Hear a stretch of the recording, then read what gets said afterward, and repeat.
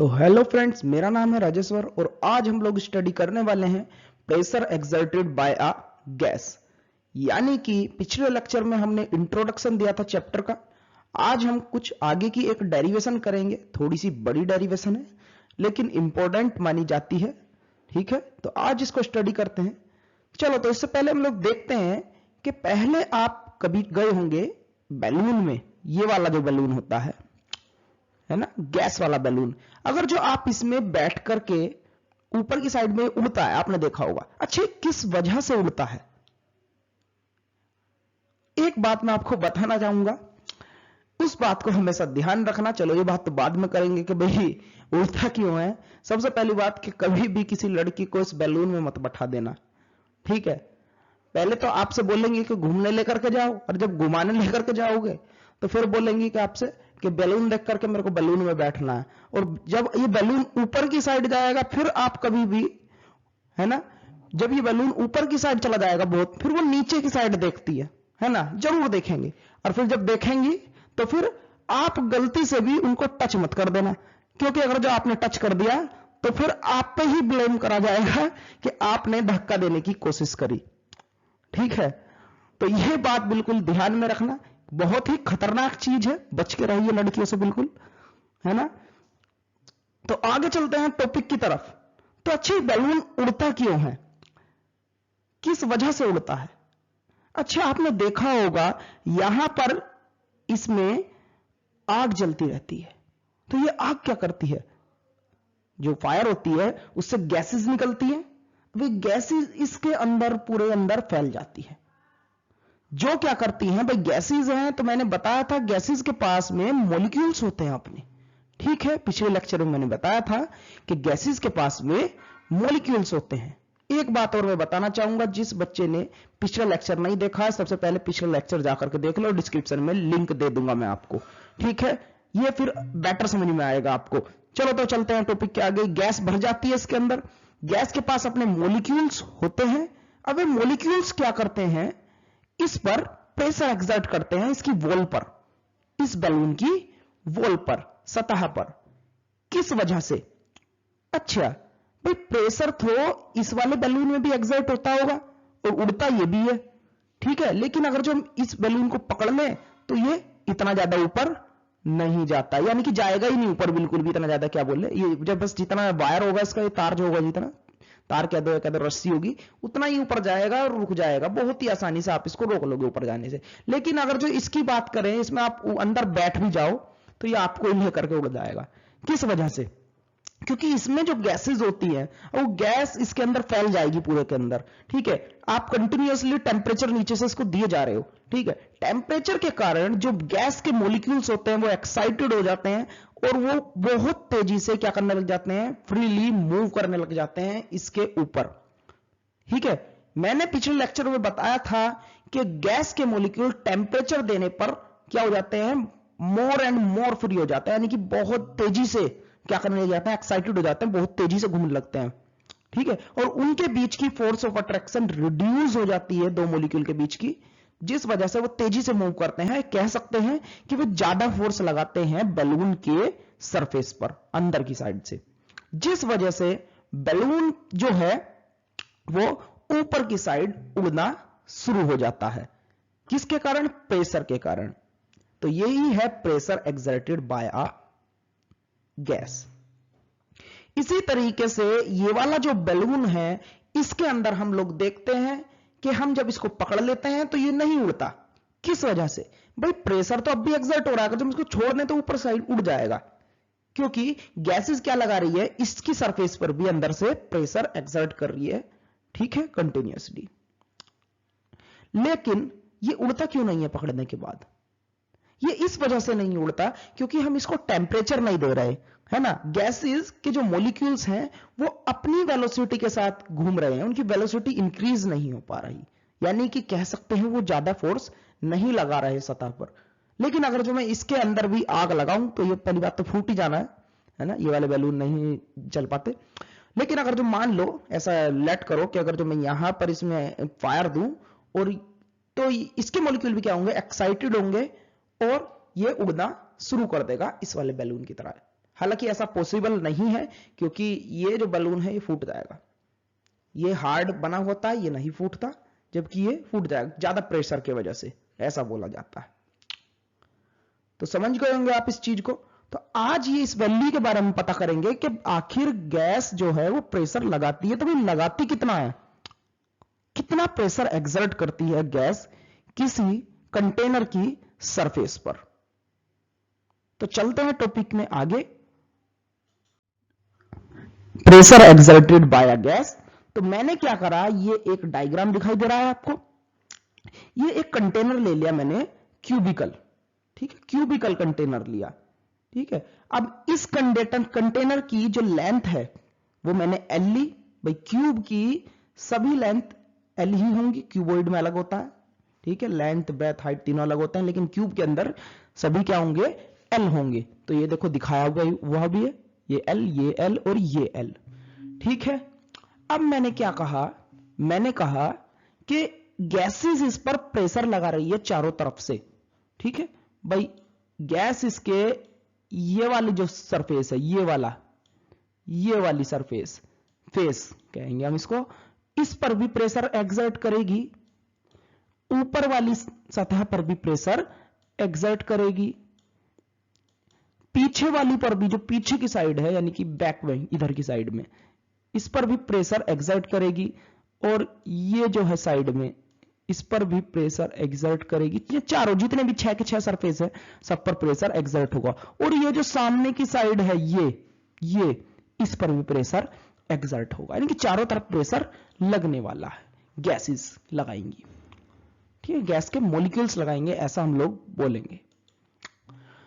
अच्छा, अगर जो गैस प्रेशर लगा रही है तो मैं क्या करता हूं, पहले एक के लिए निकाल लेता हूं कि एक प्रेशर कितना लगाएगा, यानी कि हम निकाल लेते हैं कि इस सरफेस पर गैस के मॉलिक्यूल्स कितना प्रेशर एक्सर्ट कर रहे होंगे इस सरफेस पर, यानी कि मॉलिक्यूल्स कुछ इधर से आकर के कुछ ऐसे इससे टकराएंगे तभी तो प्रेशर लगाएंगे, जितने भी मॉलिक्यूल्स होंगे सभी, ठीक है। इस तरीके से ये टकरा करके वापसी भी जाने। और एक बात मैंने पिछले लेक्चर में बताई थी, जिनको नहीं पता ध्यान से सुन लेना, कि गैस जब भी किसी कंटेनर की वॉल पर टकराती है या आपस में दो मॉलिक्यूल कोलिजन करते हैं तो वो मॉलिक्यूल का कोलिजन इलास्टिक होता है, यानी कि कहने का मतलब है जितनी वेलोसिटी के साथ वे टकराए थे बिफोर कोलिजन, जितनी वेलोसिटी थी दोनों की, आफ्टर मतलब कि बाद में भी टकराने के बाद में भी उतनी ही रहनी है, वेलोसिटी चेंज नहीं होती है, ठीक है। देखो मैंने इसमें सब कुछ लिखा हुआ भी है, ठीक है, ये लिखना जरूरी भी होता है, तो थ्योरी मैंने लिखी हुई है, मैं सिर्फ समझा रहा हूं, ठीक है, तो समझ लो। अच्छे, तो मॉलिक्यूल मान लो, मैं पहले मिटा देता हूं इसको, मैंने कहा आप कोई भी सरफेस ले सकते हो, एक सरफेस पकड़ के आपको करना है। मैंने कहा कि मॉलिक्यूल इधर से आया और इस सरफेस से टकराया, ठीक है, इस सरफेस से, ये वाली सरफेस जो है, ये साइड वाली, इधर वाली, ये पीछे से दिखाऊं तो मैं, ये वाली जो सरफेस पड़ेगी, ठीक है, इससे टकराया। अगर जो इससे टकराएगा और वापसी से टकराने के बाद सेम वेलोसिटी से बैक अपनी पोजीशन में आएगा, यानी कि किस तरीके से आना है, इस तरीके से।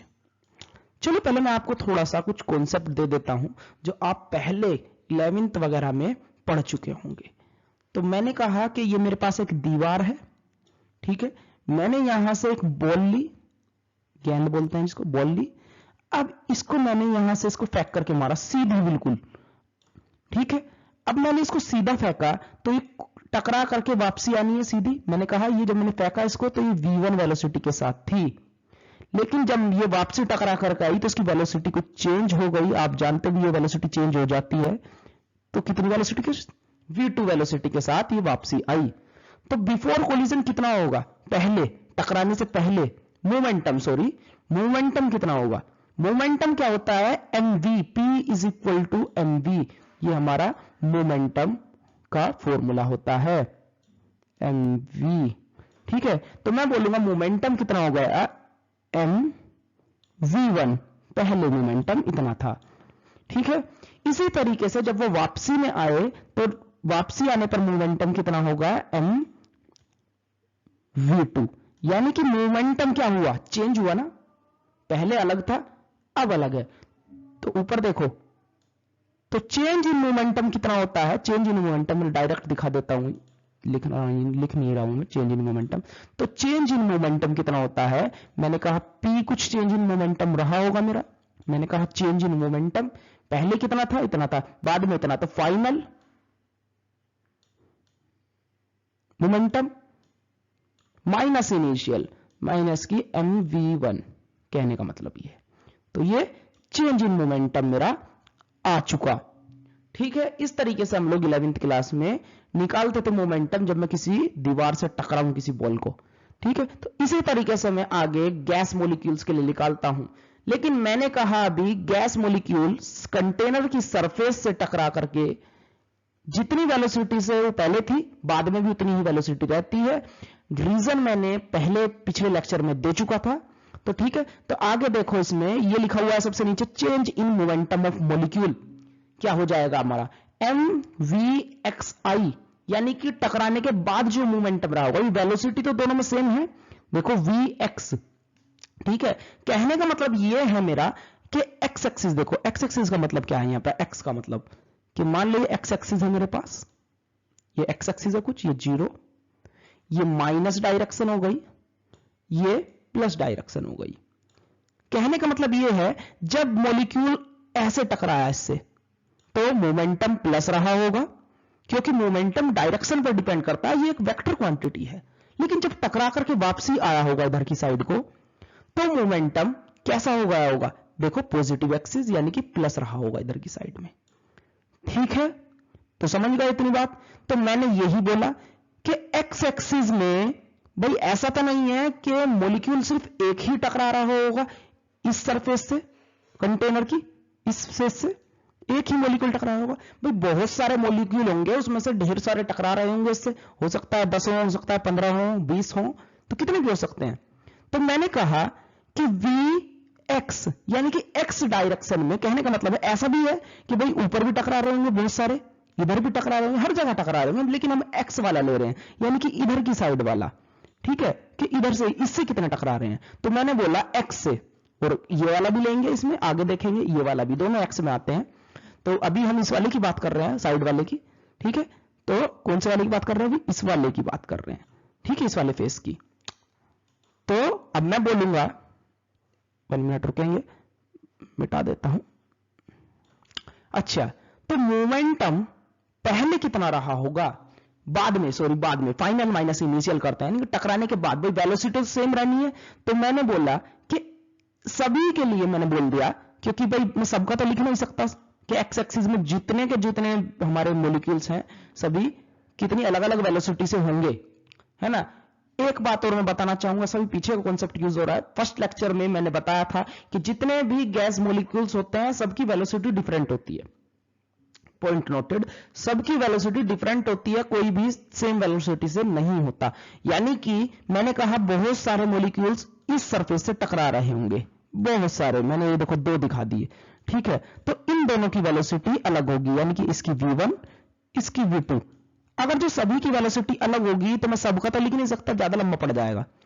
तो मैंने क्या कहा, vxi, xi का मतलब होता है वेलोसिटी इन x डायरेक्शन, यानी कि x डायरेक्शन में जितने मॉलिक्यूल कोलिजन कर रहे हैं कंटेनर की वॉल से, है ना। i किसको शो करता है, यानी कि i की जगह जब मैं 1 रखूंगा vx1, तो कहने का मतलब है ये फर्स्ट मॉलिक्यूल की वेलोसिटी, vxi की जगह मैं 2 रखूंगा तो सेकंड मॉलिक्यूल की। इसी तरीके से हम लोग आगे चलते रहेंगे। तो मैंने जर्नल बोल दिया vxi। ठीक है, तो vxi का मतलब यह सभी के लिए होगा जितने मॉलिक्यूल टकरा रहे हैं सरफेस से। तो समझ गए इतनी बातों को। तो मोमेंटम देखना है ना मेरे को, तो mv। अब मोमेंटम क्या होता है, mv, और मेरे को ना फाइनल माइनस के इनिशियल।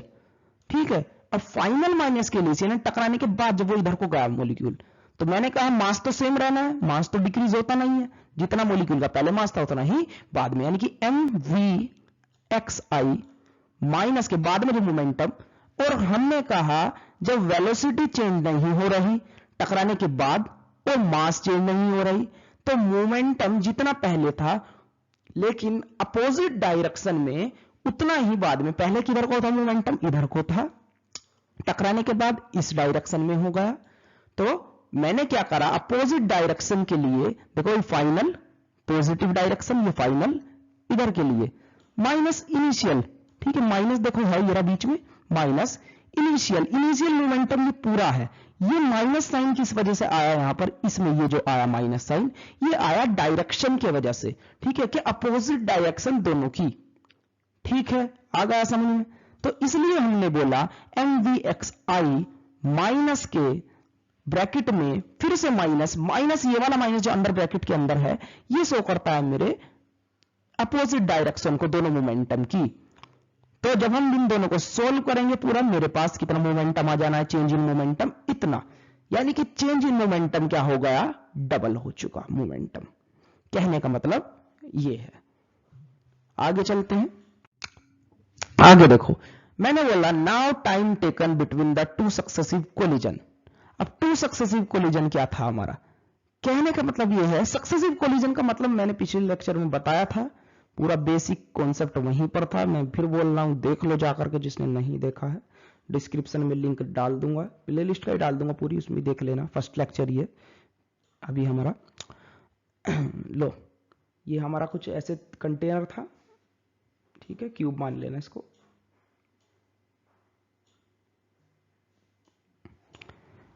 अब मैं तो ये बोल रहा था कि भाई इस वाली सरफेस से टकरा रहा है, तो फर्स्ट कोलिजन, यानी कि जो एक बार कोलिजन करा, सक्सेसिव कोलिजन को बोलते हैं कि कोलिजन कर चुका एक बार कोलिजन, लेकिन उसने बोला, देखो यहां पर लिखा हुआ टू सक्सेसिव कोलिजन के लिए टाइम कितना होना है। टू सक्सेसिव कोलिजन का मतलब पहले तो भाई इससे टकराएगा ऐसे इस सरफेस से, फिर वापसी घूम करके आएगा इससे टकरा करके इधर, और इधर आएगा तो फिर किससे टकराएगा, इससे टकराएगा, ठीक है, इससे टकराएगा, यानी कि दो बार कोलिजन हो चुका, इसको बोलेंगे टू सक्सेसिव कोलिजन।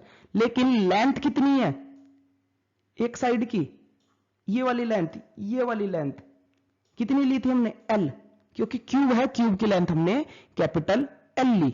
लेकिन कोलिजन कितना हो रहा है, दो बार, यानी कि एक बार मॉलिक्यूल इधर से ऐसे गया और टकरा गया वॉल से, फिर वापसी में टकराने के बाद वापसी से इस डायरेक्शन में आया, फिर टकराया, यानी कि कितना हो गया टोटल लेंथ 2L, समझ गए, 2L। आगे देखते हैं, तो मेरे को क्या निकालना है, टाइम निकालना है कि दो सक्सेसिव कोलिजन के बीच में मेरा टाइम पीरियड कितना रहा, तो मैं ये निकालना चाह रहा हूं। तो टाइम क्या होता है, time distance by speed, time का फॉर्मूला। तो डिस्टेंस कितनी चले हम, 2L चले, ये रहा 2L चले, वेलोसिटी कितनी रही इसकी, Vxi, सभी के लिए हो रहा है, सभी के लिए, फर्स्ट मॉलिक्यूल सेकंड मॉलिक्यूल जितने भी टकरा रहे हैं, दो सक्सेसिव कोलिजन जितने मॉलिक्यूल, बहुत सारे मॉलिक्यूल कर रहे होंगे, तो आई बोला गया, ठीक है।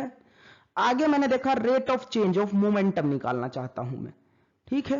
Rate of change of momentum होता क्या है, जब भी फिजिक्स के अंदर आपको रेट वर्ड सुनाई दे, कहने का मतलब यह है जिसका भी rate of change of charge है ना, कहने का मतलब यह है rate of change of electric charge is known as current, कहने का मतलब यह है Q by T, rate of change of. जब भी टाइम रिस्पेक्ट में आता है, यानी कि अगर डिवाइड में आता है, तो हम बोलते हैं the rate of change of किसका, इस चार्ज का, तो इस तरह से हम बोलते हैं। तो रेट का मतलब क्या होता है, टाइम के रिस्पेक्ट में चेंज हो जाना, तो उसको रेट बोला जाता है कि टाइम के रिस्पेक्ट में किस हिसाब से चेंज हो रही है कोई चीज। तो हमने क्या बोला, the rate of change of momentum, momentum हम लोग निकाल चुके पहले, एक के लिए फर्स्ट कोलिजन के लिए निकाला था, जबकि टाइम हमने दो के लिए लिया, ठीक है। तो change of momentum in one collision by time कितना लगा, है ना, टाइम हम लोग दो कोलिजन का लेंगे, टाइम वन लेने का मतलब क्या है, मतलब कि change of momentum in one collision लेने का मतलब ये है जब वो इस कंटेनर की सरफेस से टकराया, बोलो मैं एक ही बनाता हूं बस स्क्वायर टाइप, ठीक है, जब वो ऐसे टकरा था तो कोलिजन से जो फिर वापसी टकरा करके इस डायरेक्शन में आया, यानी कि फिर से L डिस्टेंस चला, तो टकराने से जस्ट पहले तक का टाइम बोला जाता है पूरा, ठीक है, यानी कि टकराने से जस्ट पहले, ठीक है। तो कोलिजन तक का टाइम बोलेंगे, टाइम तो पूरा लेंगे, लेकिन कोलिजन एक माना जाता है, यानी कि एक बार टकराया और टकराने के बाद वापसी यहां तक का कोलिजन होने से जस्ट पहले, समझ गए। तो इस तरीके से लिया जाता है। एक पॉइंट यहां पर रह गया था, कोलिजन फ्रीक्वेंसी। तो फ्रीक्वेंसी क्या होती है, 1 बाय टाइम, इसका फॉर्मूला बता, किसी भी चीज की फ्रीक्वेंसी निकालनी हो तो टाइम हम लोग ऊपर निकाल चुके थे, तो फ्रीक्वेंसी आप बोल दोगे उल्टा करके vxi/2l। चेंज इन मोमेंटम हमने समझा क्या होता है, ठीक है। तो यहां से हम लोग कहने वाले हैं, यहां पर इक्वल टू लगा लेना भाई, ये इक्वल टू लगेगा यहां पर। कहने का मतलब है change in momentum one collision में कितना आया था हमारा, ये आया था, पीछे निकाला हमने। ये क्या है, ये टाइम है हमारा, 1 बाय में आएगा जब ये टाइम, ये पूरा देखो ये टाइम, ये बाय में आएगा ये वाला टाइम, ठीक है। तो उल्टा हो जाएगा क्योंकि नीचे से ऊपर उल्टा, तो कितना हो जाएगा vx/2l। मैथमेटिक्स से कर सकते हो, सोल्व करोगे ये आ जाएगा हमारा, कौन सा वाला, ये वाला आ जाएगा आंसर, ठीक है। आगे चलते हैं, मिटा देता हूं इसको, 1 मिनट रुकेंगे।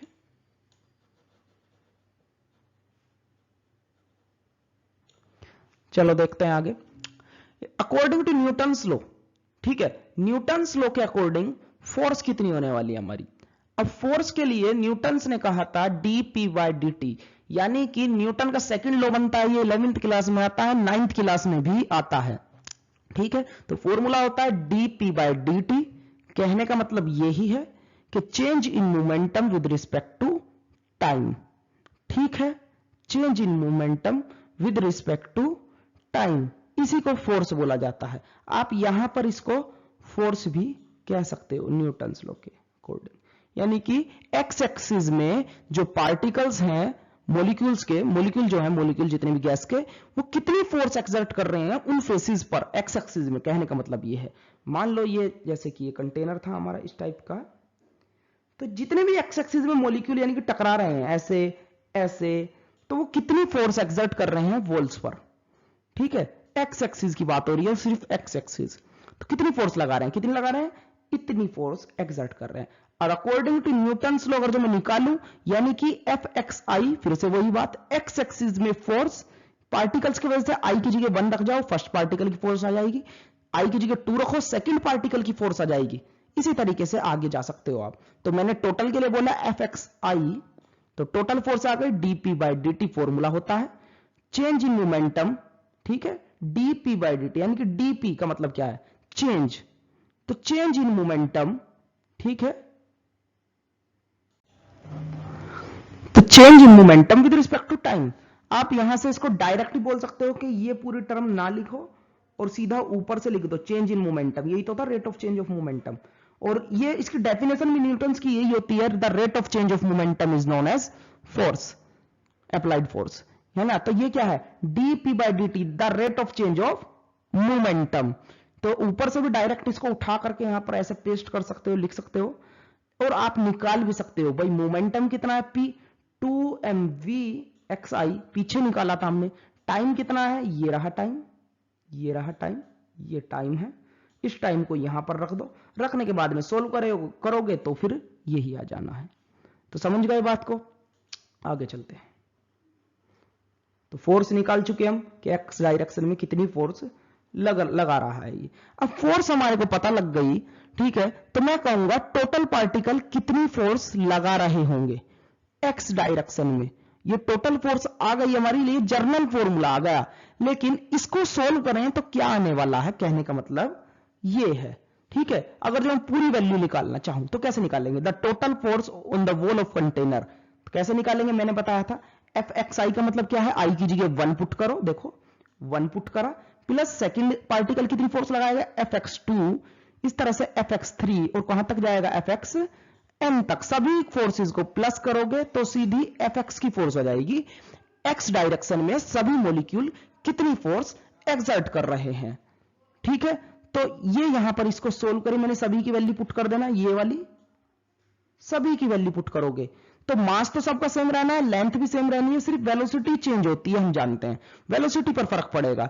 यानी कि मैं सभी के लिए सबसे पहली बात तो ये है, मैं समीशन क्या दूं, समीशन भाई प्लस होता है अगर जो n तक, अकॉर्डिंग टू मैथमेटिक्स, तो मैं बोल सकता हूं समीशन, वैल्यू कहां से कहां तक जा रही है, i इज इक्वल टू 1 से i is equal to n तक।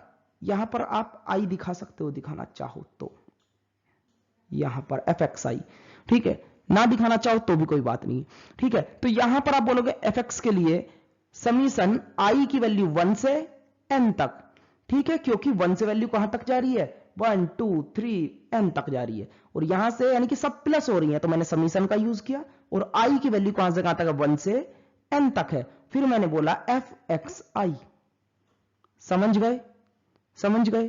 तो सम करने के बाद मेरे पास ये वैल्यू आती है, सॉरी मेरे से पीछे गलत हो, थोड़ा सा गलत कर रहे, स्किप हो गया था, कहने का मतलब आप यहां पर आई नहीं लगाओगे, क्योंकि x डायरेक्शन में बातें सेम ही है, वैसे दोनों बातें सेम ही है, क्योंकि fxi का मतलब भी वही होता है, लेकिन हम लोग अलग से निकाल रहे हैं, तो fx ही रहने दो उसको, ठीक है। और fxi, ठीक है, ये आ गया समीशन i से 1 तक n fxi, और मैं यहां पर भी यही बात बता रहा था, i की जगह 1 पुट करो, 2 पुट करो, तो ये एकदम जर्नल फॉर्मूला आ गया हमारा, जो एग्जैक्ट वैल्यू देगा आपको, ठीक है। आगे देखते हैं, ये आ गया फॉर्मूला, ये तो भाई सेम है हमारा इसकी तरह। fxi, इसकी वैल्यू क्या थी, ये रही, इसको उठा करके यहां पेस्ट कर दो, किसको, इसको उठा करके यहां लिख दो, ठीक है। तो फोर्स मिल जाएगी आपको, ये फोर्स पूरी x डायरेक्शन में जो मॉलिक्यूल्स लगा रहे हैं इस पर। अब मैं आगे चलता हूं, अच्छा फोर्स इतनी लग रही है, तो प्रेशर कितना लगेगा वॉल्स पर, कंटेनर की, x डायरेक्शन में कंटेनर की वॉल पर कितना प्रेशर लगेगा। प्रेशर का फॉर्मूला होता है px is equal to force by area, ठीक है, प्रेशर का फॉर्मूला होता है। फोर्स हमने ऊपर निकाली, ठीक है, तो मैं यहां पर फोर्स बाय एरिया को कहूंगा fx, क्योंकि हम x डायरेक्शन में निकालना चाह रहे हैं, और by area, area of the, ठीक है। तो लेंथ अगर जो l है हमारी, तो एरिया कितना हो जाना है, यहां पर देखो एरिया l स्क्वायर हो जाना है, ठीक है। तो फोर्स कितनी आई, उठा करके यहां पर पुट कर दो नीचे। अच्छा मैं दिखा देता हूं थोड़ा सा, चलो यहां से थोड़ा सा यहां पर देखो, थोड़ा अच्छा समझ में आएगा। फोर्स ये रही टोटल फोर्स, ठीक है, समीशन साथ में है। अच्छा समीशन से मैं m को बाहर ले सकता हूं क्या, m को, लो m बाय एल क्यूब, क्योंकि ये चीजें कांस्टेंट है, मास सभी मॉलिक्यूल्स का क्या होगा, सेम होगा, इक्वली मॉलिक्यूल्स होंगे सारे, सभी का मास सेम होगा, जितने भी गैस मॉलिक्यूल्स कंटेनर के अंदर हैं। तो कांस्टेंट चीजें समीशन से बाहर ले लेते हैं, उस पर फर्क नहीं पड़ता। चेंज चीज क्या है, सिर्फ आई किसके साथ है, वी एक्स के साथ है, तो समीशन के साथ में 1 से वैल्यू कहां तक जा रही है, n तक, मैंने बोला वी एक्स आई, बस इसको मैं यहां पर रखूंगा, और स्क्वायर साथ में, ठीक है, वी एक्स आई का स्क्वायर। तो देखो मैंने यही लिखा, इसमें यहां पर ये टाइप करा हुआ है, देखो एक मिनट, तो ये जो मैंने अभी समझाया आपको, ये पूरी वैल्यू क्या है, ये यही तो है, ये यही तो है पूरी पूरी, ठीक है। कौन सी वाली, ये वाली, ये यही तो है नीचे। एल क्यूब क्यों हो गया ये, क्योंकि एक एल तो ये रहा, एक एल ये रहा, और जब आप एरिया की वैल्यू पुट करोगे एल स्क्वायर, तो एल क्यूब हो जाना है, ठीक है। कोई भी डाउट हो तो कमेंट बॉक्स में जरूर लिखें। आगे देखो, ये तो पी एक्स डायरेक्शन में फोर्स आ गया, यानी कि एक्स डायरेक्शन में इतना प्रेशर, सॉरी प्रेशर लग रहा होगा, इतना प्रेशर एक्सर्ट हो रहा है। लेकिन भाई प्रेशर तो 3 डायमेंशन में होते हैं, क्यूब तो 3 डायमेंशन में, यानी कि वाई डायरेक्शन में भी लग रहा होगा और जेड डायरेक्शन में भी लग रहा होगा। तो सिमिलरली मैं बोलूंगा इसी तरीके से, पी वाई कितना हो जाएगा, वाई डायरेक्शन में प्रेशर, यही फॉर्मूला पूरा, बस किसकी जगह क्या चेंज है, एक्स की जगह, वी एक्स की जगह क्या चेंज होना है, वाई। इसी तरीके से जेड डायरेक्शन में निकालेंगे, वी जेड हो जाएगा, समझ गए। और कुछ भी चेंज नहीं होगा, क्योंकि सिर्फ वेलोसिटी चेंज होती है, ठीक है, और सभी चीजें सेम कांस्टेंट रहती हैं मॉलिक्यूल्स के लिए। तो ये वाई डायरेक्शन में प्रेशर आ गया, ये जेड डायरेक्शन में मेरे पास प्रेशर आ गया। अब अगर जो मैं टोटल प्रेशर निकालना चाहूं, तो मैं क्या करूंगा, इसको भी प्लस करो, इसको भी प्लस करो, इसको भी, तीनों को प्लस कर दो, मेरे पास टोटल प्रेशर आ जाएगा कि कंटेनर की सभी वॉल पर टोटल कितना प्रेशर लग रहा है।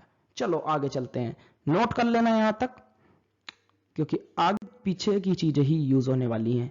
देखो, और अभी हमने पीछे देखा, देखो, but pressure on all faces of the cube in the is the same, यानी कि प्रेशर जो एक्सर्ट हो रहा है सभी वॉल्स पर कंटेनर की, यानी कि क्या था, 3 डायमेंशन में, एक्स डायरेक्शन में जितना प्रेशर लग रहा है, एक्स डायरेक्शन में कौन कौन सी सतह पर लगेगा प्रेशर, ये हमारा क्यूब था, ये हमारा क्यूब था, क्यूब मानना इसको, ये बड़ा बन गया, देखो एक मिनट, ये हमारा क्यूब था कुछ ऐसे,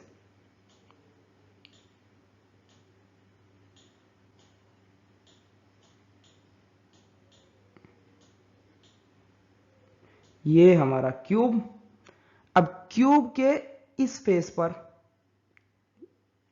और इस फेस पर, ये तो एक्स डायरेक्शन में होंगे भाई, सीधा देखो एज्यूम करो माइंड से, एक्स डायरेक्शन में होंगे। वाई डायरेक्शन में कौन से, यानी कि ऊपर और नीचे होती है वाई डायरेक्शन, यानी कि ये वाला वाई डायरेक्शन, ये दोनों फेस आ गए नीचे के। जेड डायरेक्शन में कौन से हो जाएंगे फिर, सामने वाला और पीछे वाला, इसके बैक वाला, ये वाला पीछे वाला, तो तीनों आ गए, है ना। यानी कि एक्स डायरेक्शन में 2 फेसेस कवर होते हैं, वाई डायरेक्शन में 2 फेसेस कवर होते हैं, जेड डायरेक्शन में भी 2 फेसेस कवर होते हैं। और सभी फेसेस पर, दोनों फेसेस पर, सभी के दो फेसेस पर कह सकते हैं एक्स डायरेक्शन में जितनी प्रेशर लगेगा उतना ही वाई डायरेक्शन में लगेगा, उतना ही जेड डायरेक्शन में प्रेशर लगेगा। नेट प्रेशर की जो बात हो रही है, यह बात भी मैंने पिछले लेक्चर में आपको समझाई थी, जब मैं पिछले लेक्चर में आपको इंट्रोडक्शन दे रहा था कि जब हम किसी कंटेनर के अंदर किसी गैस को फिल करते हैं और वो प्रेशर एक्सर्ट करती है, अगर जो उनकी वेलोसिटी अलग अलग है सभी पार्टिकल्स की, तो उस हिसाब से तो फिर भाई कंटेनर चल देना चाहिए, यानी कि मोशन में होना चाहिए। अभी यहां पर है, थोड़ी देर बाद देखो कुछ आगे मिलेगा, है ना। लेकिन नहीं, ऐसा नहीं होता, कंटेनर रेस्ट में ही रहता है प्रेशर लगने के बाद भी, वो फोर्स लगने के बाद भी, क्योंकि नेट फोर्स 0 होती है। किस वजह से कह सकते हो, सभी फेसेस पर फोर्स इक्वल होती है और वो कैंसिल आउट हो जाती है, जिस वजह से नेट फोर्स 0 हो जाती है सभी पर। तो हम कह सकते हैं प्रेशर सभी फेसेस पर भी कैसा होगा, इक्वल होगा।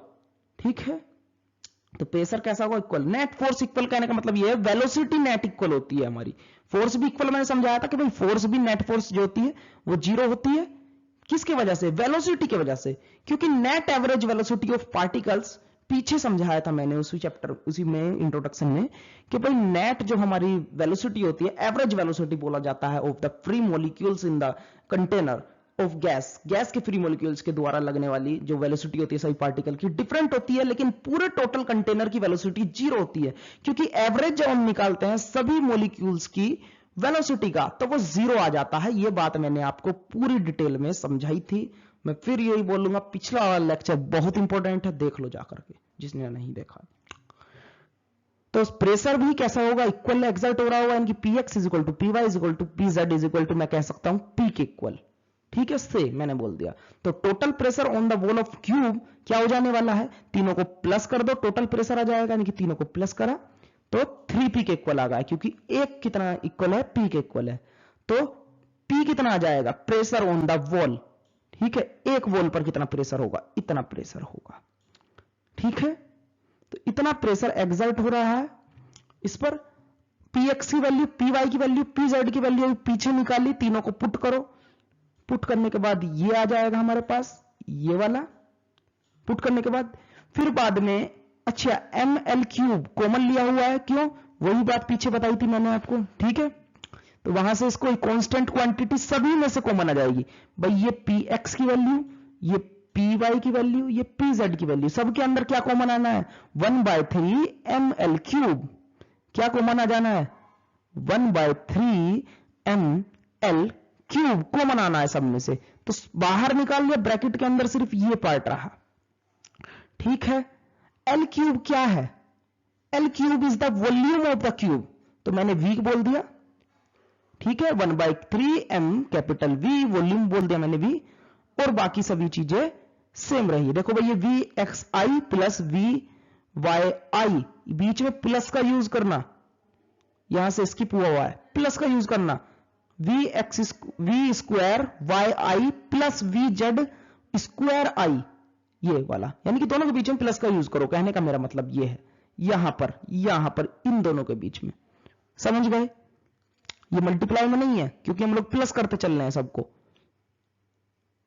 ठीक है, अब भाई ये एक्स डायरेक्शन में वेलोसिटी, ये वाई डायरेक्शन पार्टिकल की वेलोसिटी, ये जेड डायरेक्शन में वेलोसिटी, सभी प्लस हो रही है ना, और समीशन हमने पहले से लिया हुआ है, यानी कि प्लस ही है। ठीक बात है, तो क्या मैं ऐसा नहीं बोल सकता क्या कि टोटल के लिए एक्स वाई जेड को ना बोल करके मैंने एक सिंपल वर्ड बोल दिया, वी आई का स्क्वायर, एक्स भी हटा दिया, वाई भी हटा दिया, जेड, वी आई का स्क्वायर, मैंने इस पूरे इकट्ठे को बोल दिया, इस पूरे इकट्ठे को, किसको, लो मैं दिखा देता हूं, इसको बोला मैंने, इस पार्ट को मैंने क्या बोल दिया, वी आई का स्क्वायर, क्योंकि एक्स वाई जेड कॉम्प्लिकेटेड हो रहा था, शॉर्ट कर दिया वी एक्स आई।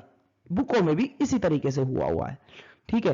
तो ये मेरे पास प्रेशर आ गया क्यूब पर, ठीक है। आगे चलते हैं, तो मैं इसको आगे और सिंप्लीफाई करना चाह रहा हूं, तो मैं बोलूंगा mean square speed of the volume, ठीक है। इसका फॉर्मूला हमारा होता है v, अच्छा मीन स्क्वायर स्पीड, ठीक है। मीन स्क्वायर स्पीड यानी कि स्पीड का जितनी भी स्पीड है सबका मीन निकाल लो। मीन कहने का मतलब भाई टोटल वेलोसिटी तो ये है, इसके अकॉर्डिंग ये वाली टोटल वेलोसिटी, ठीक है। या कह दो नीचे वाला ले लो, ये समीशन ऑफ वेलोसिटी, ये क्या है, टोटल वेलोसिटी, ये क्या है, टोटल वेलोसिटी, ठीक है। पहले मिटा देता हूं, बहुत ज्यादा खिचड़ी पक गई। देखो ये वाली जो है ये है टोटल वेलोसिटी, ये टोटल वेलोसिटी। अगर जो ये टोटल वेलोसिटी है और मेरे को मीन निकालना है वेलोसिटी का, यानी कि सम है सबका, सारी वेलोसिटियों का सम है, सभी पार्टिकल की वेलोसिटी का, ठीक है। और मीन कैसे निकालते हैं हम, जितना ऊपर है ना, अगर जो मेरे को ये मेरे पास नंबर है 1 2 3, अब मेरे को इसको मीन निकालना है तो कैसे निकालूंगा, 1 प्लस के 2 प्लस के 3, ठीक है। और जितने नंबर ऊपर रखे हैं उतने से ही डिवाइड कर दे, यानी कि 3, तो मीन आ जाता है किसी का भी। और मेरे को क्या निकालना है, मीन स्क्वायर स्पीड, ठीक है। मीन स्क्वायर स्पीड निकालनी है, तो मैं क्या करूंगा, v बार का स्क्वायर, इस तरह से इसको डिनोट किया जाता है, v बार का स्क्वायर निकलती इसी तरीके से है। टोटल वेलोसिटी क्या है, ये रही, ये टोटल वेलोसिटी है। अब इस टोटल वेलोसिटी को मैंने ऊपर रखा है, अच्छा कितने पार्टिकल की वेलोसिटी है, n पार्टिकल की वेलोसिटी है ना भाई। मॉलिक्यूल्स जो हैं हमारे n नंबर ऑफ मॉलिक्यूल्स है ना, तो मैं क्या करूंगा, n से डिवाइड कर दूंगा इसको, ठीक है। अब यहां से इसको डिवाइड करा और मैं इस n को उठा करके इसके साथ में मल्टीप्लाई कर दूंगा, तो ये हो गया v बार का स्क्वायर n। और ये जो पूरी वैल्यू थी ये वाली, ये कहां पर आ गई, ये आ गई, तो समझ गए। तो इससे मेरे को मिला क्या, इससे मेरे को इसकी वैल्यू मिल गई, इसकी, तो कहने का मतलब ये है इसकी वैल्यू मिल गई, ये जो है इसकी वैल्यू मिल गई मेरे को। अब मैं इसके जगह, किसके जगह, देखो मैं इसको दिखाता हूं पेन से, इसके जगह क्या लिख दूंगा, v बार का स्क्वायर n, और मेरे पास एक नया फॉर्मूला आएगा p is equal to 1/3 mn v ये वाली वेलोसिटी है, नीचे वाला v वॉल्यूम है, v बार का स्क्वायर। तो ये है हमारा रिक्वायर्ड एक्सप्रेशन, ये हमारा जर्नल एक्सप्रेशन है। थोड़ा इसको आगे भी करते हैं सोल्व, ठीक है। तो और क्या बन सकता है, निकालते हैं। अच्छा p इज द प्रेशर, ठीक है, v is the volume, v बार का स्क्वायर क्या है, mean square speed of molecule, और mn क्या है, ये चीज समझनी है आपको। mn, m क्या है, अच्छा एक m क्या है, सीधा m का मतलब है मास ऑफ द मॉलिक्यूल, एक मॉलिक्यूल का मास। लेकिन अगर जो कंटेनर के अंदर n नंबर ऑफ मॉलिक्यूल्स हैं तो टोटल गैस का मास कितना हो जाना है, total mass of gas m into n, ठीक है। आगे चलते हैं आगे। और मास क्या होता है, मास क्या होता है, अच्छा लो, अच्छा मैं कहना चाह रहा हूं रो इज इक्वल टू, यानी कि डेंसिटी क्या होती है, मास अपॉन वॉल्यूम, ये हमारी डेंसिटी होती है। तो नीचे फॉर्मूले में वॉल्यूम भी था, याद आया कुछ पीछे, और total mass m into n, इसके लिए फॉर्मूले के लिए, यानी कि टोटल गैस के लिए, टोटल गैस के लिए मास क्या हो जाने वाला है, m इंटू n, ठीक है। जर्नल फॉर्मूला तो m बाई v होता है, लेकिन हमारे पास टोटल मास कितना है, mn, तो मैंने mn बोला किसको, यानी कि इस कैपिटल, एक मिनट देखो, तो लो मैं यहां दिखा देता हूं इसको, लो ये हुआ equal to capital M by V। Capital M क्या है, टोटल मास ऑफ गैस, तो मैं इसको कैसे लिख सकता हूं, M small m by mn by V, mn V, ये क्या हो जाएगा, तो mn बाय जो v है इसकी जगह मैं क्या लिख सकता हूं, रो। तो देखो मैंने mn बाय v की जगह क्या लिख दिया, ये रो लिख दिया मैंने। दूसरे पेन से दिखाता हूं, ये रो मैंने लिख दिया mn बाय v की जगह। तो आई इतनी बात समझ में। तो चलो आगे चलते हैं, इतना समझ में आ गया है तो आगे देखो। और मैं इसको कैसे लिख सकता हूं, अब मैंने क्या करा, इसमें p में 2 की मल्टीप्लाई कर दी, इसी फॉर्मूले में 2 से डिवाइड कर दिया। किस वजह से डिवाइड करा, देखो किस वजह से डिवाइड करा, ये देख लो। अब मैंने जब 2 से डिवाइड करा और 2 से मल्टीप्लाई करा तो मेरे पास मिल गया 2/3 और 1/2 रो v बार का square. v is the velocity, total average velocity, mean velocity हम बोलेंगे इसको, मीन स्क्वायर वेलोसिटी। और जब हमने इसको डिवाइड कर दिया तो इसके बाद देखो, अच्छा रो क्या था हमारा, भी दोबारा से देखो, ये वाला हमारा रो था, यानी कि mn total mass by v, ये रो था। अब रो को हमें काइनेटिक एनर्जी के टर्म्स में लिखना है। अगर जो एग्जाम में बोल दे भाई काइनेटिक एनर्जी के टर्म्स में लिखो फॉर्मूले को, तो कैसे लिखोगे। तो काइनेटिक एनर्जी क्या होती है, काइनेटिक एनर्जी ये होती है half mv square, half mv square, ये हमारी काइनेटिक एनर्जी होती है। यानी कि मास टोटल मास, ठीक है, v स्क्वायर, यानी कि मेरे को मास में दोबारा जाना पड़ेगा, इस रो की जगह मेरे को फिर से क्या लिखना पड़ेगा, ये लो 1/3, रो की जगह क्या लिख दूं, mn बाय v, वापसी से लिख दिया मैंने, और v बार का स्क्वायर, बार का स्क्वायर, ठीक है। अब मेरे को काइनेटिक एनर्जी क्या होती है, ये तो v स्क्वायर चाहिए मेरे को इसमें से, और 2 से मल्टीप्लाई, जब मैंने 2 से डिवाइड किया इसमें तो क्या आ गया था यहां पर, ये मैं दिखा देता हूं। जब मैंने 2 से मल्टीप्लाई करा, 2 से डिवाइड करा, तो ऊपर यहां पर 2 और यहां पर 1/2, ठीक है। मेरे को चाहिए हाफ mv स्क्वायर, तो हाफ तो ये आ गया मेरे पास, ये वाला m यानी कि टोटल मास, टोटल मास तो mm और v स्क्वायर ये रहा। तो इस पूरे को मैं क्या लिख सकता हूं, काइनेटिक एनर्जी। तो देखो मैंने ये लिख दिया काइनेटिक एनर्जी, यानी कि अब v आएगा फॉर्मूले में, देखो नीचे v लिखा हुआ है और 2/3, तो in terms of kinetic energy आ गया। तो ये क्या हो गया, टोटल एक्सप्रेशन हो गया किसके लिए, pressure exerted by a gas.